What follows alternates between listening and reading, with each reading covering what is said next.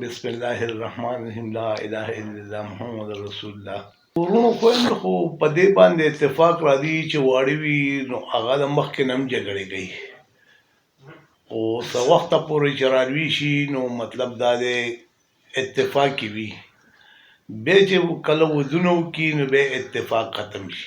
ولې چې یو پیسه وګوري یو ښځې وګوري نو هر یو سړی وایي چې یاره زما دې وي او بل وایي زما دې وي.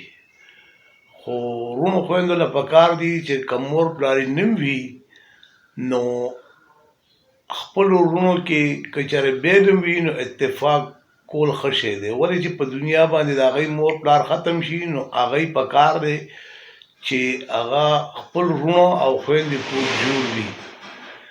باقي چې کم دی نو دا څه دی دې کې وروڼو له ښه پکار دي چې خپلو کې رشتې ساتي، ځکه چې دی په دنیا باندې څوک پاتې نه شي. باقي که رشته دار ته خبره کوي نو عام در پورې خاندي، او که خرغنۍ ته خبره کوي نو هغه هم در پورې خاندي. نو دا وګوره د دوی خپلو کې اتفاق نشته. پلارانو له هم پکار دي چې خپلو زامنو باندې لاس کیږدي او خپل زامن چې کم دی نو راغون کړي، خپلو انګیندو سره مطلب دا دی چې ښه سلوک کوي، بې عزته کوي یې نه، نو هغې سره پکار دي نو ځکه چې د هغوی به انګیند هم قدر کوي. ځکه چې یو سړی کمزوری شي نو بیا یې څوک مني نه. نو دا و چې کوم سړی ضد ونیسي نو هغه خو الله تعالی ویلي، دا خو یو مسله هم ده چې درې ورځو نه واوړي نو سړی د خبرې کوي، او هغه چې په خپله پلار دا ځای طی کوي زامن دا ځای طی کوي نو هغه مسله چې نه حل کېږي بیا به ورسره څه کوي. ځکه چې عزت پرېښول پکار دي. پاتې شو تا د غلطۍ تپوس وکړو نو په غلطۍ کې هر چا ته پته لګي چې زما غلطي ده، زه غلطي کوم زه ځای طی کوم. بچو له پکار دي چې تا نه پلار خفه شي نو پلار غلام کوي، ډاکم کوي، قتل هم کوي، شوک هم کوي، او وایي چې زما نه دا بچي وږي پاتې نه شي. تا دپاره هر څه کوي، تا دپاره پلار هر څه کوي. خو دا د زوی مو وایي چې زم سبا دې ته رسم که نه زم کمزوری کېږم. نو 18 یا 20 کاله یا 50 کاله پلار وګټي، زوی دی ورکړي، زوی رالوي کړي، او بیا زوی هغه له نه ورکوي نو دا هم د هغه زړه ته دوک رسي. بیا د ماشوم مثال د یو بوټي دی، بوټی چې وکرئ یا الوچه شوه یا انګور شو نو هغې ته بوټي لا مطلب دی چې سړی 3 کاله انتظار کوي، 3 کاله بعد هغه میوه ورکوي، او زوی 18 کاله بعد یا 19 کاله بعد هغه د خپلې ګټې وټې شي. اصل خبره ده چې هلته به د هغه مېلمانه وي، د هغه ګوره بیل په هغه وي، د ګیس بیل په هغه وي، د کور ورانې آبادۍ په پلار باندې وي. مطلب دا دی چې نور رشته داران یې هغه هم په پلار وي، هر یو شی په پلار وي، نو دې سره خرچې بړاوېږي. نن سبا مونږ خلکو په خپله خرچې بړاو کړي. مونږ چې واړو د مونږ کورونو ته به چې کله مېلمانه راغل نو هغوی له به یې 2 انډې پاخې کړو، پیاز او ټماټر به یې پاخه کړل، صحیح ده. آب یې ورته کېښول، مېلمه به لاړو، که هغه به لږ شپې هم کولو نو مطلب دا دی چې مېلمه به خفه نه. اوس چې ستا مېلمه راشي نو ته ولې 5 شپږ شیده راوړې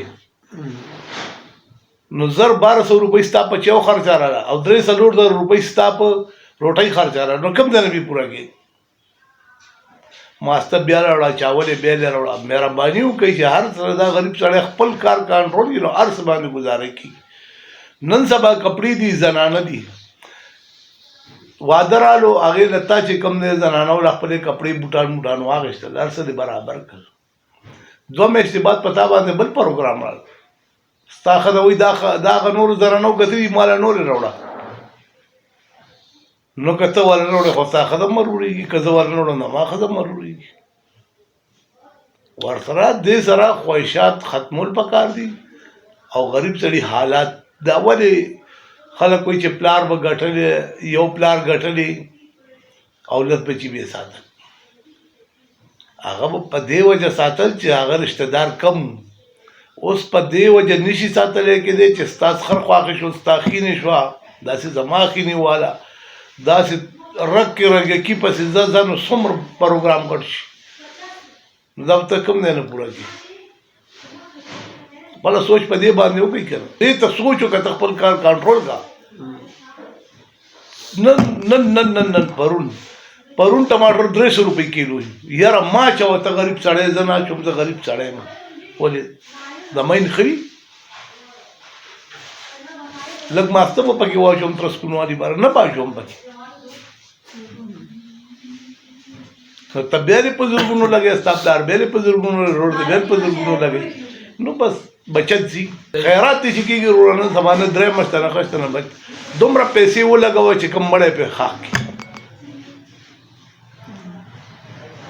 ستا ریجو ته څلورو دیګو ته مخکې و یو دیګ و 2 دیګه و په هغې و مطلب دا درېیمې باندې مالت پوره شو اوس زمونږ خلکو د مړو نه رواجونه جوړ کړل ورله کورسۍ راوړه ورله ټیبلې راوړه ورله روټۍ راوړه ورله دا وکړه څه ضرورت مه راوړئ بس دغه درستخان دی زمونږ د پښتنو خلکو په مړو اړو خرچه نشته بغیر د کفن مونږ خرچې په خپله بړاوو زمونږ خلک پښتانه شکر الحمدلله ډېره د پښتو کار کوي 3 ورځې چې کوم دی روټۍ م راوړي هر څه وکړي ته چې ولګ رخصت ورکړي نو بس بیا هغوی تاله نه روړي نو په تا باندې اوس لوډ نشته او ته لوډ په خپله په ځان باندې جوړې چې فروټ هم راوړه د هغه هم عام فروټونه زمونږ خلک وړي مېلمانه وړي خو د مړي والا کور له پکار دي چې هغه کم دی نو مطلب دا دی چې دا موله ټیبل م راوړه نو 50-50 روپۍ په تا باندې ټیبل والا خرچه وړي نور پرېږده قورمه او جي دا روټۍ نه دی پسې څومره لري پورې